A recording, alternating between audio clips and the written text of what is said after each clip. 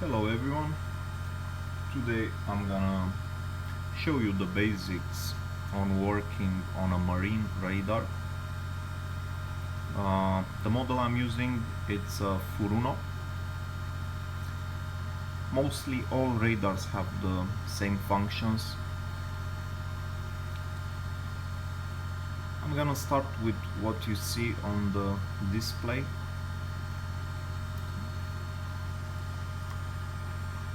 So the main image what you are seeing on the left corner, see where my mouse is. It's showing 1.5 miles slash 0.25. That means I'm using a 1.5 miles range on the radar. So if the ship is centered in the middle of the radar, then it's 1.5 miles to each side of the screen, and after the slash it's showing 0.25. That means if I turn on the rings, it will show rings every 0.25 miles. Then under, you can see it showing now north up relative motion. If I right click, if I left click, then it will change. North up true motion, head up relative motion, head up relative motion through bearing,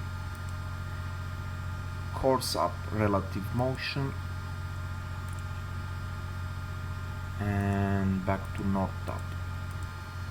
Now what this means, let's start. North up relative motion, it means on the top of the screen is the north. Relative motion means the image of the screen moves, but the ship remains in one position. For example, if the ship is centered, then the ship, when it's moving, will always be in the center, but the rest of the image, for example, this is the shoreline. I'm somewhere on the river in Ecuador, and as the ship would be moving, the shoreline and the rest of the ships nearby and all the objects nearby will be moving across the screen, but the ship will remain in the center. So that's north up relative motion. If I change to north up true motion, means the ship will be moving along the screen, but the rest of the image, for example the shoreline, will remain on the same position. Only the ship will be moving along the screen. And of course, if it's north up, then it means north is on the top of the screen. Then I change head up relative motion, means I'm facing this direction, but now on the top of the screen is not true north anymore. It's the heading of the ship, and all the bearings shown along the radar picture are relative. So if this is not true north but it's showing 000 degrees, means this is my heading and everything else is relative. For example, this would mean it will be 10 degrees on my starboard side, 20 degrees on my starboard side, 30 degrees on my starboard side, and so on. And then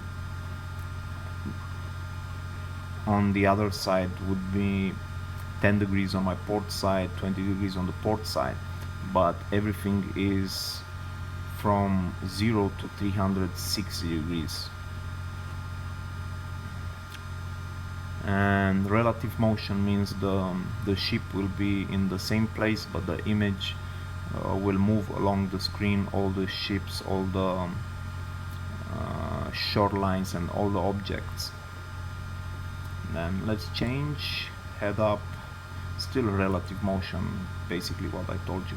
Now it's course up relative motion, means on the top of the screen it's my course, it's my true course. So if my heading is 224, then here is 224, and on the left you see it's 220, 210. This is actually true bearings, not relative anymore. And so the course is heading on the top of the screen, and it's relative motion. That means all the objects and the shoreline will move along the screen, but the ship will remain in one place. Next is north up relative motion. Okay, I already talked about this one. So we are back to north up relative motion. Then under, I have antenna 1 X band. This radar is connected only to this one, to one antenna X band. Some radars are connected to multiple antennas, can be X bands, S bands, and then you can choose which one you would like to use. This one is only connected to one antenna, and that's an X band. Then under we have the pulse length. If I change the pulse, what this means, basically on different ranges you can use different pulses. For a 1.5 miles range I can use short 1, short 2, medium 1, and that's all. If I would change the range, for example, I'm changing to 0.75, it's probably the same, yes, exactly the same pulses. But if I change to higher ranges, for example 12 miles, then I also have the option for long pulse. Pulses of the radar are short, medium and long. On the 12 miles it's only allowing me from medium 2, medium 3 and long. And different ranges allow you different different pulses of the radar. I will go back to my 1.5 miles. Now here what you see, it says picture 1. This is user personalized picture, but we can change this one. For example, if I left click to show me picture 2, it's also a user personalized picture, picture 3, picture 4, and then near, the picture setting near. This is good for near objects in calm sea. Next picture would be far. This is good setting for objects which are far. Picture setting near buoy. This is a good setting for buoys and objects and ships which are near. And for this setting, compared to the other setting which was just near, not near buoy, this is a better setting for seeing the buoys. Far buoy. This is a good setting if the buoy would be far. Rough sea. This is especially when you have a rough sea, all the settings would change. And if you are using this setting in a calm sea, then you would see some noise, like you can see now, just appeared some noise. Ship. This is a good setting for seeing the ships nearby, but not necessarily when you have a shoreline. You can see already my picture image degraded because I'm very close to the shoreline. So this is not a very good setting if you are very close to the shore. Harbor. This is a good setting on small ranges, let's say like 1.5 miles, and smaller ranges, like you would be in the harbor, for example. Coast. And this is a good setting, let's say on a 12 miles range, and if you are next to the coastline. Okay, I'm back to picture 1. This is my personalized setting for the river. Now, below picture 1, what are the meaning of this?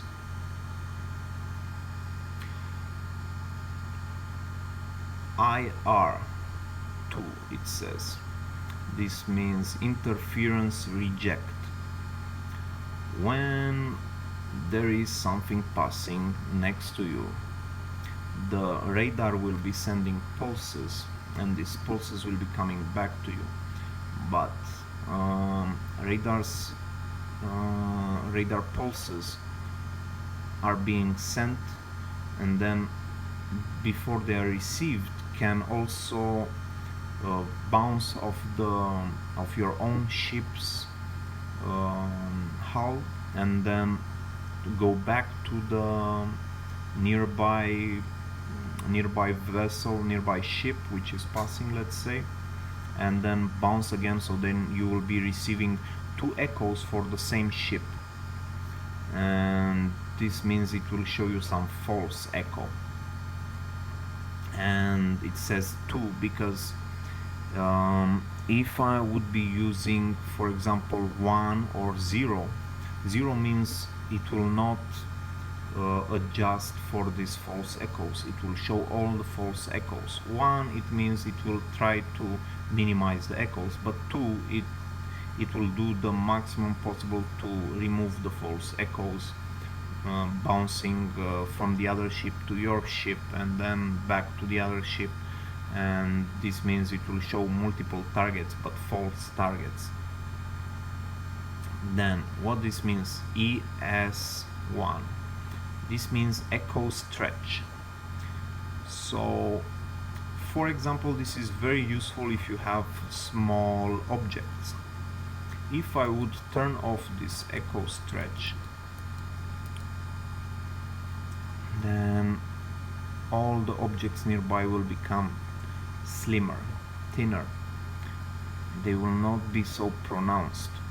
You could see after every sweep of the radar, the small objects become smaller. Then echo stretch, if I switch to 1, they already become bigger. If I switch to 2, even bigger. So using this echo stretch means the small objects will be enhanced to look bigger on the radar image. I will be back to 1. Now EAV2, this means echo average. So maybe you can see this, but when the radar antenna is turning, it's making a sweep of the radar image. Echo average means after every sweep, the radar is checking if during the previous sweeps the echo for the target was still there. So let's say this buoy nearby, if if this echo average will be off, then even the smaller waves can get some detection. So then you will see some noise around the ship. Then you would see a lot of noise around the ship all the time after every sweep. Then if you make the setting to 1, some of this noise will disappear. That means the waves are not always in the same direction, the waves are moving always, yeah. So they will the radar will notice what it detected earlier is not in the same position anymore, or it's not moving along a course. So then that noise will not show up during the next sweep. And then if you increase to 2, then most of the noise will disappear, and only the objects which are very well detected and mostly in the same place or moving along a course, if the radar is detecting after every sweep there is an object in that place, then it will show up on the radar image. Auto rain 1, this means the radar will compensate for the rain. Instead, if you switch off the auto rain, then when it will be rain, it will be showing some noise around. And if you switch on the auto rain, it will compensate and it will recognize that's rain, and it will try to minimize the noise of the rain on the radar image. Then if we go here, IL2 off, this means index lines. You can change the index lines however you like. On the radar screen now you see some index line appear. These are useful when you are trying to maintain within some lines, when you are going up the river, or between buoys, and they're useful mostly all the time, but experienced navigators mostly never use this. Mark, for this one I will be coming back later. It's a bit more to talk about this one. Brilliance, this is the brilliance of the screen, how the brightness of the screen. If I would minimize, you see the screen is already get darker. I'm using full brilliance now just for you guys to see the image better. And then headline off. If you click this one, then your headline will disappear once it's clicked, but once you remove, you stop holding the click, then the headline will come off, will come back. Transmitting standby. If I click this one, then the radar will go in standby, it will not be transmitting, it will not, and the antenna will stop working. This is useful, for example, if you are if someone is going up to the antenna or nearby next to the antenna to stop transmitting, then the antenna will stop, so it will not hit anyone or it will not cause any radiation to radiate anyone, because the radar antenna is emitting radiation. Then here you can see EBL1, this means electronic bearing line, and I click the bearing line, and now you can see I'm moving the bearing line across the screen. For example, you are trying to get a bearing to some object, for example this buoy, and it will tell you it's on a bearing 000.8 degrees. Okay, this one I can switch off, and now it's not displaying anymore on the screen. Then it's electronic bearing line 2. This means you can use 2 bearing lines at the same time for different objects, or for determining position by 2 bearing lines. Then let's go to the right. We start with the top. Reference point, antenna position, you can change this one. There's no reason to talk about this one. Most important things on a radar display. gain, sea, rain, and tuning. Gain. We start with the gain. Now my setting is 58. If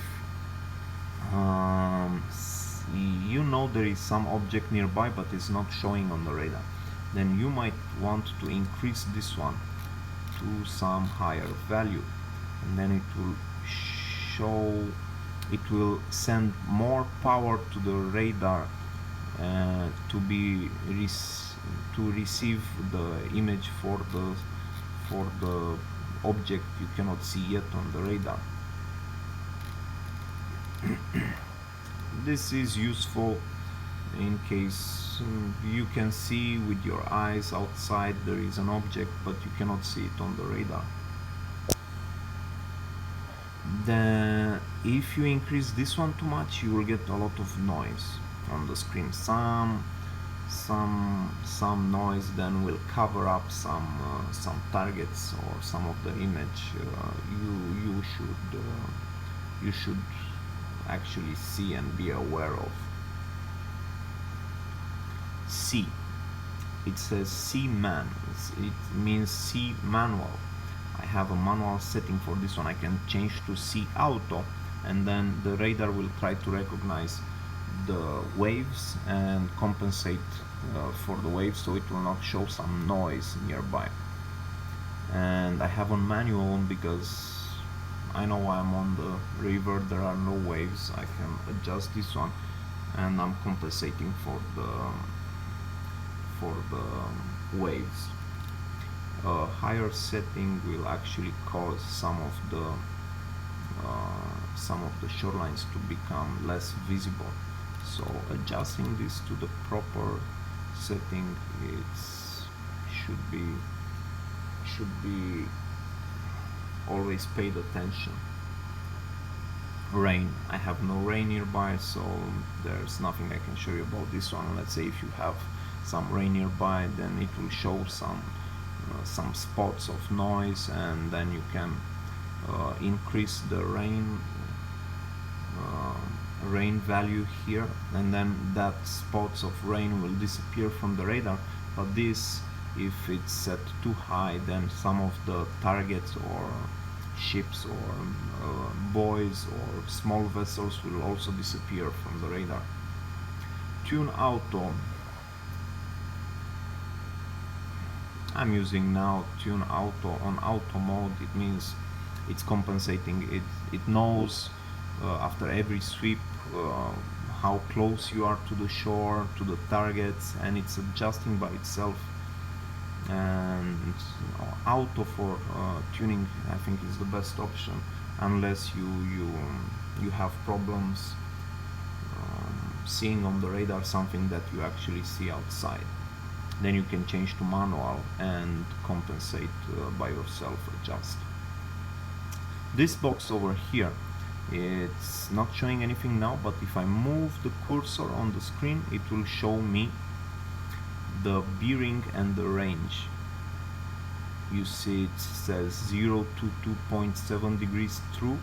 It means my cursor now it's somewhere on this bearing, and it's showing underneath 0.715 nautical miles. It means my cursor is away 0.715 nautical miles. For example, if I want to know this buoy is on bearing 359 degrees, and distance to the buoy is 0.348 nautical miles.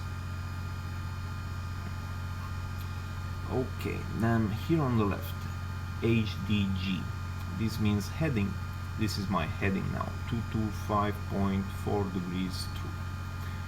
SPD means speed. I have no speed, I'm at anchor on the river, so it's showing 0.0 knots. And here on the left it says that it's the speed is received by the GPS, which is connected to the radar. Underneath I have course over ground. If the ship would be moving on this direction. Now it's not showing correctly because I'm not moving. Speed over ground 0.0.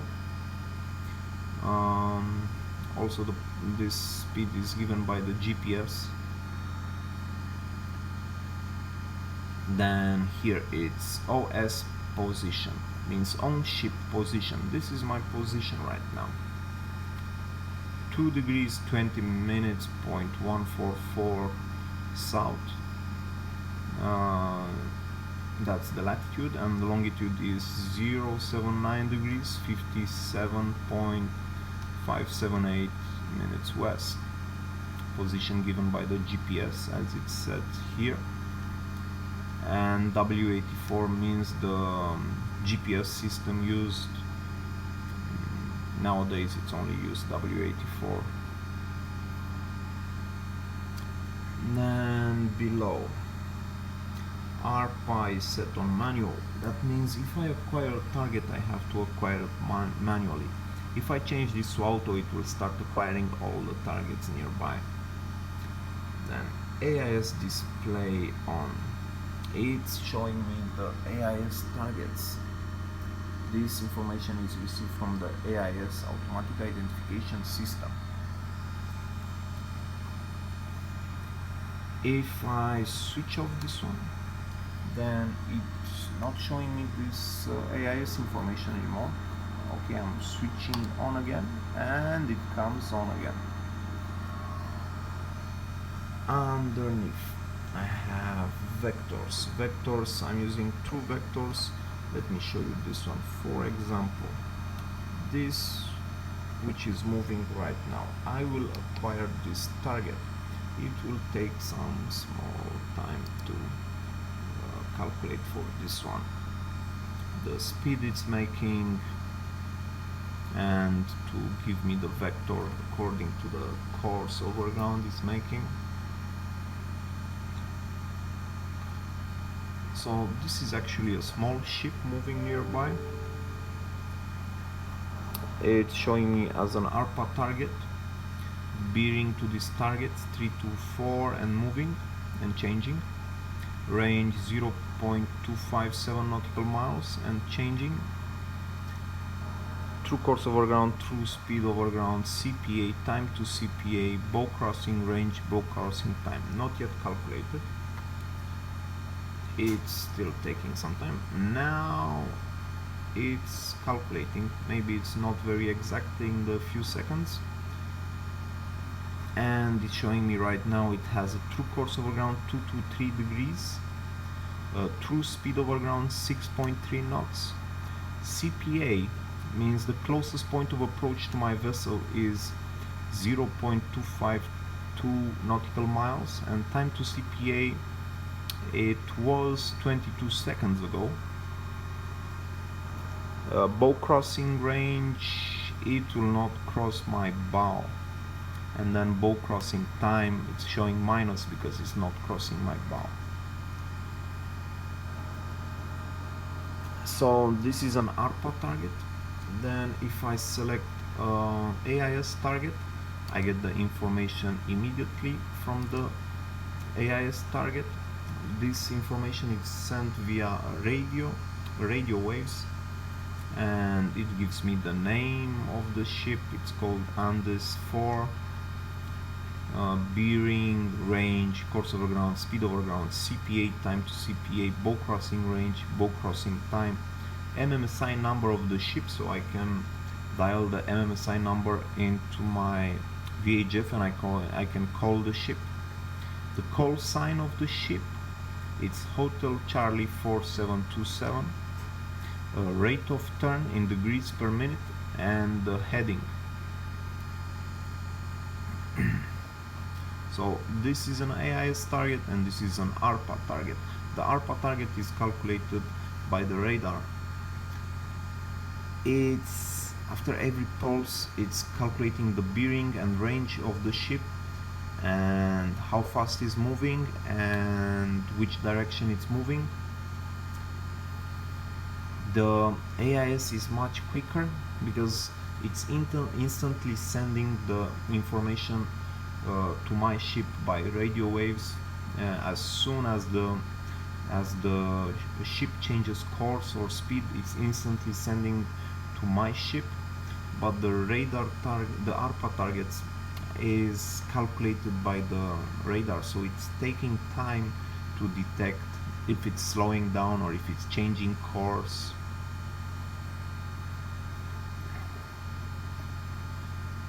Now, what else do I have? Okay, the vectors. I can change the vectors from true to relative, and the length of the vectors. Now, because I'm not moving, you don't see any changes in the vectors of the ships, but if I would be moving, then the vectors would be changing and it will be showing the relative movement of the other ship compared to my ship. So I will be using true vectors. It means it's showing me the true direction which the other ships are following. And 6 minutes, for example, I can change 7 minutes. You can already see the vector is getting longer. 8 minutes, 9 minutes, showing me the position where the ship will be in 9 minutes, 10 minutes, as I'm changing this one, up to 60 minutes and down to 30 seconds. I will change this one to 3, 4 minutes, 5 minutes, 6 minutes. Okay, it was here. Past position, true, off. I'm keeping this one off. I will just show you what happens if I turn on, and I will change for 6 minutes. Then it will be showing me the position of the ships nearby moving for the last 6 minutes, where they were before.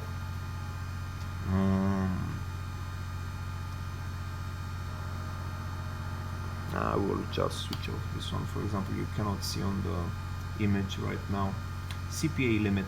If you would like to have a warning if something is passing closer to you than, let's say, 0.5 nautical miles, then you can change this limit to 0.5. For example, now I have 0.7, and it will give you a warning, collision. You see here, AIS alert, collision. And it means some ship is closer than 0.7 nautical miles. And this one you can change, of course. And I will switch off. I can see by myself if something is closer than I would like. True trails. The trails are these blue trails that you see.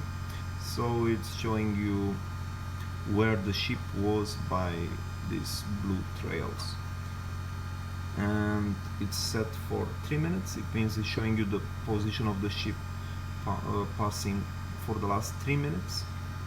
So 3 minutes ago this ship was here.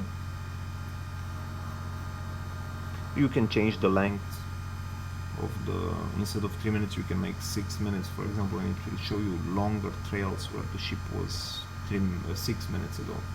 Now I'm using 3 minutes only.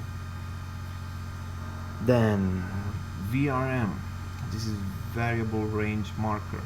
It's this one what you see right here around my ship. It's set for 0.26 miles. It's set to the shoreline, so I'm 0.26 nautical miles to the shoreline. And if I would change this one, you see how I'm changing, and it's showing me, for example, I would like to know the range to this ship over here, and it's 0.668 nautical miles, but I'm actually interested in my shoreline, so I will keep this one here. Then you have VRM2. This means you can use 2 variable range markers at the same time, and you can have 2 different objects distances, so you can, for example, check the distance to the one ship, and with the other VRM, check the distance to the other ship, or to the shorelines, different shorelines. We'll just use this one. Here I have alarm acknowledge. If any alarm, I would just click here and it will acknowledge if the alarm passed, or for example now it's showing just an alarm cross track error. It means I'm away from the planned track. Okay, I guess I showed you everything here. One more thing I can show you is the menu. On the menu, I click the menu now, echo. Echo gives me second echo reject. It's off. If you get a false echo from something nearby, you can turn this on and the radar will compensate for the false echo. Tune initialize, it means it will start tuning according to the conditions nearby, the sea, the shoreline. Performance monitor, this is for checking how well your radar is doing against targets nearby. For example, if it's time to change the magnetron of the radar, then it will show you that the noise is not in the limits. So this is called a performance monitor, so you can check anytime how well is your radar doing. Sartre, this is an option we will not be using. Wiper also not very interesting. Okay, about the Sartre, what this means, the X band is the main type of radar used to detect Sartres nearby. Sartre is a search and rescue radar transponder. So it's an object which, if activated, for example, someone in the water on a small boat, they need help, so they activate this Sartre, this transponder, and this transponder will be shown on your radar by a bearing of points, and you would then see direction of someone needing help. Let's see the next ones, what's interesting for us. For example, navigation data. Depth. If the radar is connected to your echo sounder, then you can switch on and it will show you in meters or in feet. You have different options and it will show you on your screen the depth. Mine is not connected to the echo sounder, so I'm keeping it off. Then depth graph scale, same. If it's connected to your echo sounder, you can set the range of the depth to be detected. Depth mark, you can make a mark. Never mind this one. Current, wind. If your radar is connected to an anemometer, then you can make it show on your screen the wind speed in meters meters per second or in knots. Temperature, if it's connected to a thermometer or something which is giving you the digital temperature, it will also show on the screen. Date and time, you can have the option to not show your date and time on the screen, or to show it in UTC, or to show it in local time. For the setting for local time, you need to adjust here. For example, I'm -5 hours from UTC. Waypoint data, it's off, but you can use relative or true. This is showing you bearing to the waypoints in relative bearing or true bearing. Other options here, navigation line and waypoints. Here, if you created a set of waypoints, you can select afterwards which route you would like to use by connecting these waypoints into a set. I guess this is everything I can show you right now. Maybe I will make a part 2 another time when I will have the route loaded to some other port, and maybe I will show you some collision avoidance in some other video. For the moment, this is all I can tell you. Thank you for watching this. I hope it's useful for everyone, and what can I say, maybe I'll make a part 2 and you will learn more stuff. Have a good day, everyone.